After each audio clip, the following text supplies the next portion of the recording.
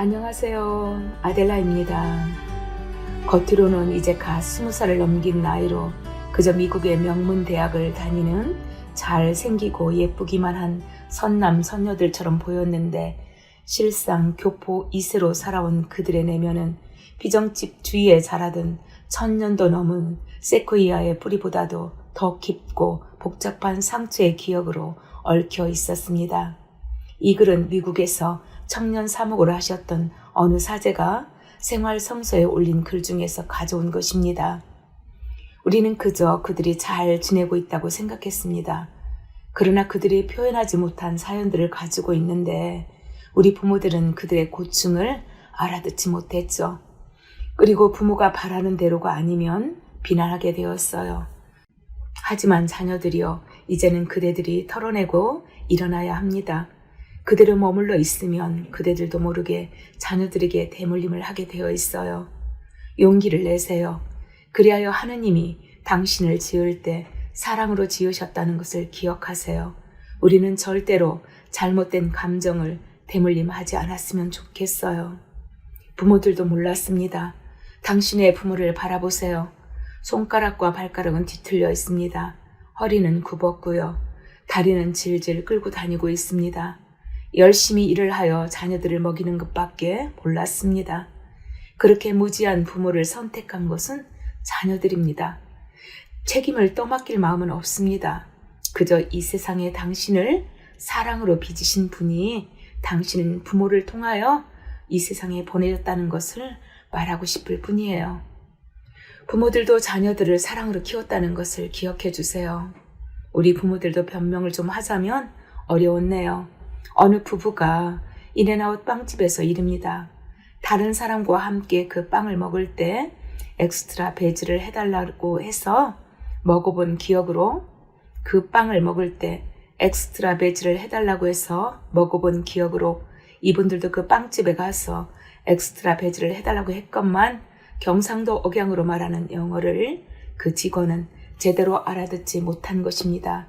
왜냐하면 빵이 나왔을 때 야채는 한 개도 없고 빵과 고기만 있었으니까요. 그 빵을 받아든 부인이 이걸 어떻게 먹을까요? 하고 남편한테 묻자 남편은 그냥 먹자. 우리가 미국에 와서 안 굶어 죽고 살아낸 것만도 기적이다 하시더라는 겁니다. 그냥 웃고 지내버릴 이야기가 아니에요. 저는 말이 통하지 않는 미국 땅에서 살아내면서 크고 작은 불이익에 대하여 이야기할 때마다 가슴이 시려요. 어디를 가나 잘 알아듣지 못하는 이유로 웃어주기만 하는 저도 늘 돌아서면 씁씁하거든요. 늘 바보같이 살아가고 있다는 생각이 들어요. 그 마음으로 영어 공부하면 좋을 텐데, 하지만 그게 어디 마음대로 되느냐고요. 우리 부모들이 그렇게 살아가는 동안 그 자녀들은 어떠했을까요? 어느 젊은 가장을 만났습니다. 그 젊은 남자는 지독히도 엄마를 미워했죠.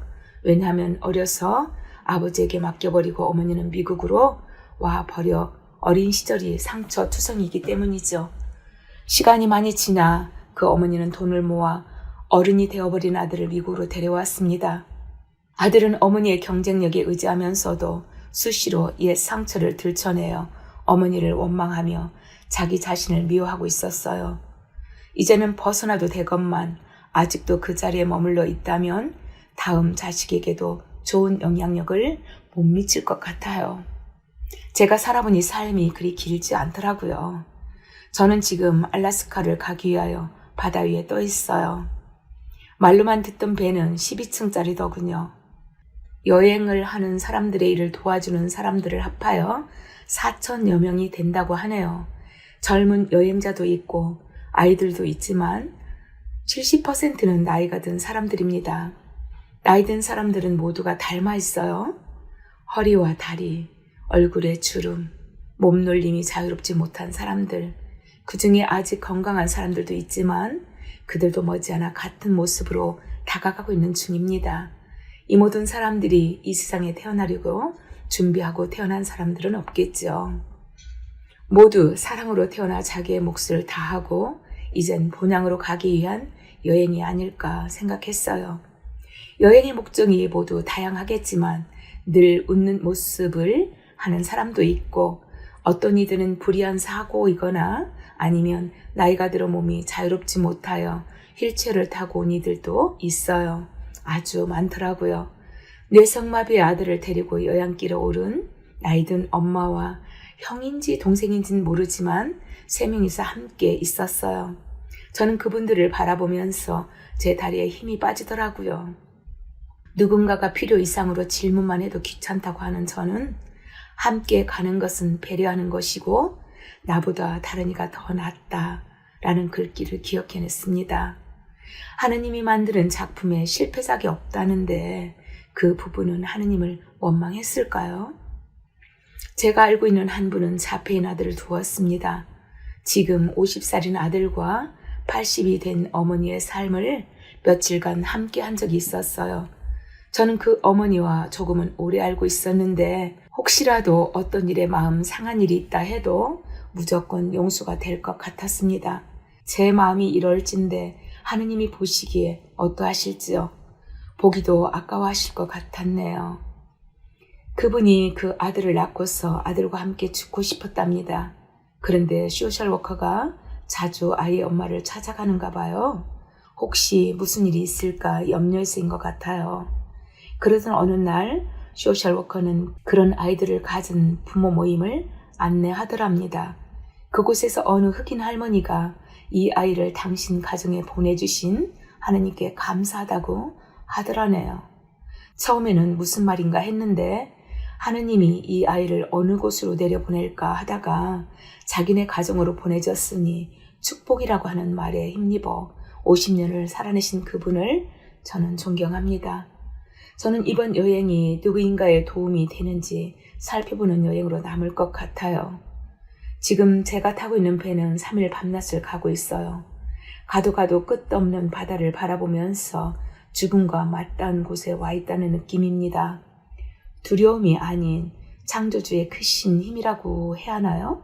아님 창조주신 하느님 품 안에 있다는 느낌이라고 해야 맞는지 잘 표현은 할 수 없지만 저는 제가 누구인지 알 수 있을 것 같은 생각이 들었어요.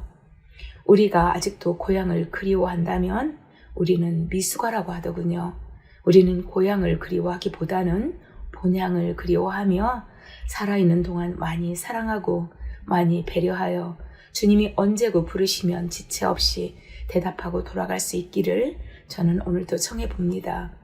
손주, 손녀를 보아주신 어른들은 지금 많이 행복하셔야 할 것 같아요. 그래야 어린 아이들도 행복할 수 있어요. 우리 아이들한테 잘못된 감정을 대물림하지 않으려 감정 정리를 잘 하다 보면 우리는 어느 사이에 죽음 준비가 완성되어 가는 것 같아요. 모든 상처들을 잘 익혀 향기가 나는 삶으로 바꿔 가볼까요? 사람이 언제나 옳은 판단은 할 수 없기에 오늘도 기도 안에서 답을 찾으며 또 한 주일 많이 행복하시길 빌어요. 감사합니다.